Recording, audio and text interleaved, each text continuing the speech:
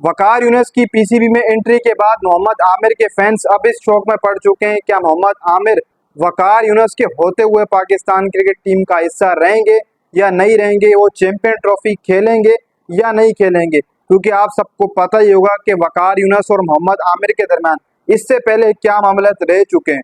Online social media के ऊपर जिस तरीके से इल्जाम एक दूसरे पर लगाए गए, मोहम्मद आमिर की तरफ से लगाए गए थे कि ये मुझे जो है वो बहुत ज्यादा थ्रो करते हैं कि आप ऐसे हैं, आप ऐसे हैं। ये मोहम्मद आमिर के अल्फाजत थे जो कि पहले रहे थे। क्योंकि आप सबको पता है कि वकार यूनुस जब कोच थे, मिसबाह उल हक थे, तो मोहम्मद आमिर की तरफ से सोशल मीडिया पर आकर कहा गया था कि मैं रिटायरमेंट अनाउंस करता हूँ। वकार यूनुस और मिसबाह उल हक ने मुझे बहुत ज्यादा प्रेशर में डाला हुआ है कि आप मैच फिक्सर हैं। ये वो बहुत सारे इल्जाम उन सोशल मीडिया पर आकर मोहम्मद आमिर ने ये बातें कही थी। लेकिन उसके बाद वकार यूनुस की भी छुट्टी हो गई थी, फिर उसके बाद आपके मिसबाह उल हक की भी छुट्टी हो गई थी। लेकिन अब एक बार फिर से वकार यूनुस पीसीबी में आ चुके हैं। अब वो पीसीबी मैनेजमेंट कमेटी का भी हिस्सा रहेंगे। कोई भी अगर स्क्वाड की अनाउंसमेंट की जाएगी तो वो वकार यूनुस से पहले मुशावरत की जाएगी। कोचिस वकार यूनुस से हाथमी मुशावरत लेंगे। लेकिन अब यहाँ पर मोहम्मद आमिर के फैंस बहुत ज्यादा परेशान हैं। तो सबसे पहले मैं आपको बताऊं कि मोहम्मद आमिर ने पिछले ही दिनों सोशल मीडिया के ऊपर एक बयान जारी किया था। वो वकार यूनुस पीसीबी में नहीं आए थे। उनसे सवाल किया गया था कि आप चैंपियन ट्रॉफी के लिए तैयार हैं, आप पाकिस्तान के लिए चैंपियन ट्रॉफी खेलेंगे 15 ओवर वाली। तो जिसके जवाब में मोहम्मद आमिर ने ये बात कही थी कि जी हाँ, मैं बिल्कुल तैयार हूँ और मैं चैंपियन ट्रॉफी खेलूंगा। फिर उसके बाद T20 वर्ल्ड कप साल सन 2026 जो भारत में खेला जाना है वो भी खेलूंगा। फिर उसके बाद अपनी रिटायरमेंट का सोचूंगा। उन्होंने ये कहा था, यानी कि चैंपियन ट्रॉफी भी खेलूंगा, मोहम्मद आमिर ने कहा था। उसके बाद जो भारत में T20 वर्ल्ड कप होगा वो भी खेलूंगा, फिर उसके बाद अपनी रिटायरमेंट का सोचूंगा। लेकिन उसके बाद कुछ ही 10 दिनों बाद वकार यूनुस की पीसीबी में एंट्री हो गई है। अब यहाँ से मैं समझता हूँ कि मोहम्मद आमिर के ऊपर दोबारा से अगर ऐसी चीजें हुई तो मोहम्मद आमिर एक बार फिर से रिटायरमेंट अनाउंस कर देते हैं। और आपको पता है कि मोहम्मद आमिर कैसे माइंड का बंदा है।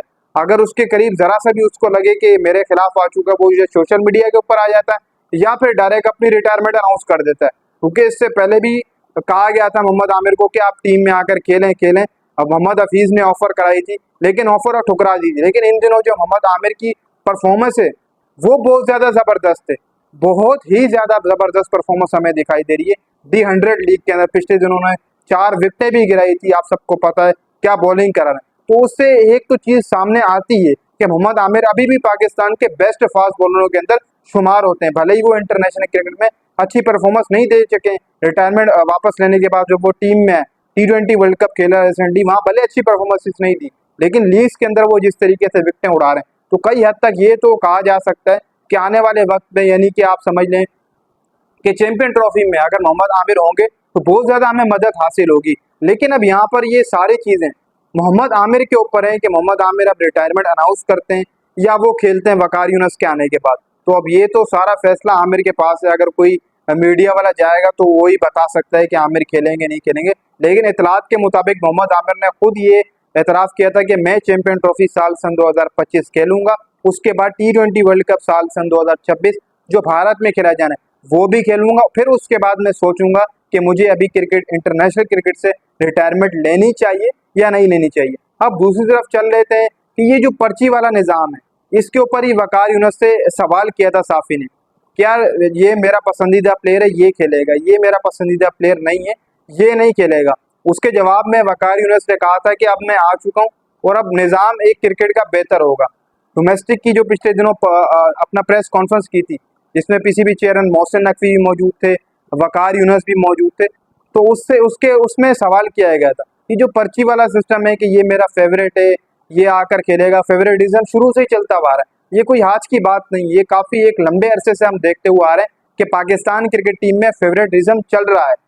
जो जिसका कोच का फेवरेट प्लेयर होता है वो उसको मौके देता है प्लेइंग 11 में भी और स्क्वाड में भी रखता है, चाहे वो लड़का पिछले 2 सालों से परफॉर्मेंसेस दे रहा हो या ना दे रहा हो। जिसके जवाब में वकार यूनुस ने ये बात की कि अब ऐसा कुछ नहीं होने वाला, ये पर्ची वाला निज़ाम ये अब खत्म कर दिया जाएगा।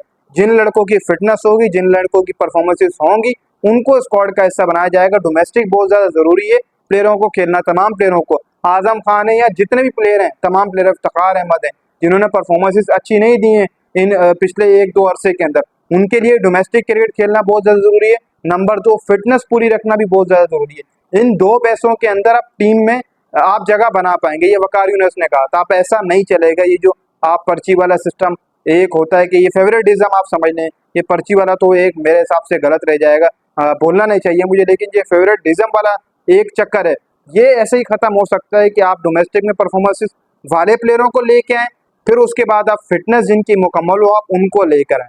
लेकिन यहाँ पर असल में दर हकीकत होता कुछ इस तरीके से कि जब भी हम कोई ट्रॉफी हार कर आते हैं तो हम डोमेस्टिक की तरफ चले जाते हैं, फिर बाकी पूरा साल डोमेस्टिक पर हम बात ही नहीं करते।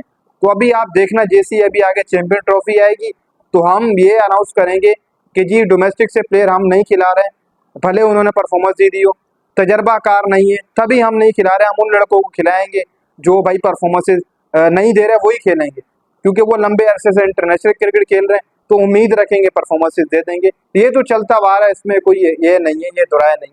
लेकिन अगर इंडिया की तरह अगर हम जाएं, 3-3 टीमें बनाएं, वहां से नए नए लड़के लेकर आए तो फिर जाकर बेहतर निज़ाम हो सकता है। आज हमारी एक टीम भी कंप्लीट नहीं बनती है, हकीकत है ये बात, मैं बहुत दफा बोल चुका हूँ कि हमारी एक टीम भी ठीक तरीके से नहीं बनती।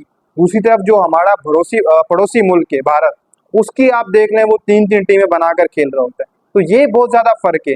वो अपनी नीचे वाली क्रिकेट के ऊपर बहुत ज्यादा जोर दे रहे हैं इसको, और हम अपनी नीचे वाली जो डोमेस्टिक क्रिकेट है उसके ऊपर जोर नहीं दे रहे हैं। जब भी कोई इवेंट आता है हम उन्हीं लड़कों को सिलेक्ट करते हैं जिन लड़कों ने परफॉर्मेंसेस नहीं दी होती, जो लंबे अरसे से पाकिस्तान के लिए खेल रहे होते हैं। फिर हम ये प्रेस के अंदर बोल देते हैं कि ये तजर्बाकार है, इन्होंने इंटरनेशनल बॉलर्स को खेला हुआ है, तभी हम इनको ले रहे हैं, डोमेस्टिक वालों को तभी नहीं ले रहे। ये चीजें समझाती हैं, इस तरफ लेके जाती हैं कि फेवरेटिज्म है, ये तो चलता ही रहेगा पाकिस्तान के अंदर, ये पर्ची सिस्टम फेवरेटिज्म ये शुरू से ही आ रहा है और आगे तक भी चलेगा। इसलिए आज भारत 3 टीमें बनाकर खड़ा हुआ है, उन्होंने ये चीजें नहीं की, उन्होंने छोटे प्लेयरों को मौका दिया। और दूसरी तरफ अहम में हमारी एक टीम भी अच्छे तरीके से नहीं बन पा रही, ये बात हकीकत है।